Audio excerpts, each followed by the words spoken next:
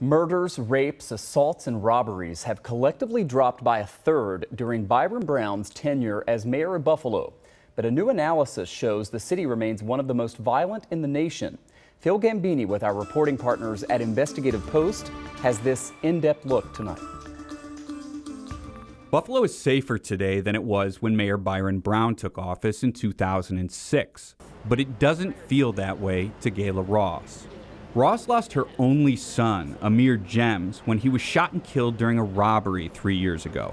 Every day somebody's shooting or somebody's getting shot, somebody's dying, somebody's getting robbed or mugged, or it's not getting safer. While there's been a spike in shootings and murders the past year, statistics show crime in Buffalo has fallen substantially over the past 15 years. Investigative-Post analyzed crime data from 2006 through 2019.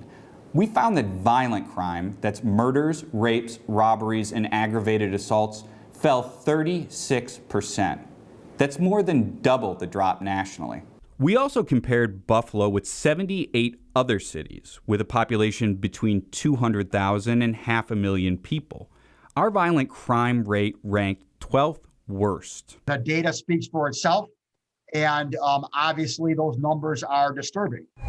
More than 9 in 10 violent crimes involve robberies and aggravated assaults. They've dropped by 1/3 during Brown's tenure. Still, that's an average of 6.5 a day. Put another way, someone is robbed or assaulted an average of every 4 hours in Buffalo. And keep in mind that victims only report violent crime to police about half the time. That's according to the U.S. Department of Justice. Our analysis found rapes, a particularly underreported category of crime, declined by 30% since 2006. Homicides, on the other hand, have increased since 2015 and then spiked this year with 56 murder victims so far. What's more, Buffalo's rate of solving murders ranks 4th worst among 79 peer cities. Most of the violent crime occurs in low-income neighborhoods on the city's east and west sides, but it has a ripple effect across the entire city. Buffalo, like a lot of places in the United States, has been rebounding. Right? You guys are on the rise, right? And the last thing that Buffalo needs is pockets of violence. Whether it's contained, it's just not a good thing for the community health.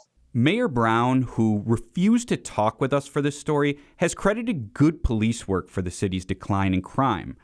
But aggressive policing has come with a price. The cost came in long-term real mistrust between residents and the police that was primarily in low-income communities of color, the places where people saw how the police were interacting with their neighbors or their kids on a daily basis and grew very resentful. Others, including the district attorney, said it's the root causes of crime that need to be addressed.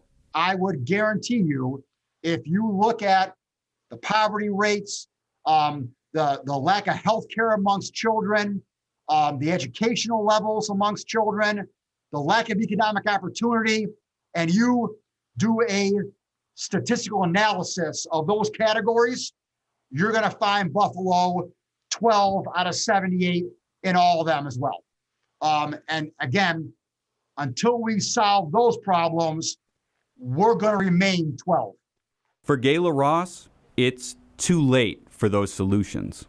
And you want children and you want grandchildren and you want to be able to, acquire stuff and leave your children a legacy or leave them. I have nobody.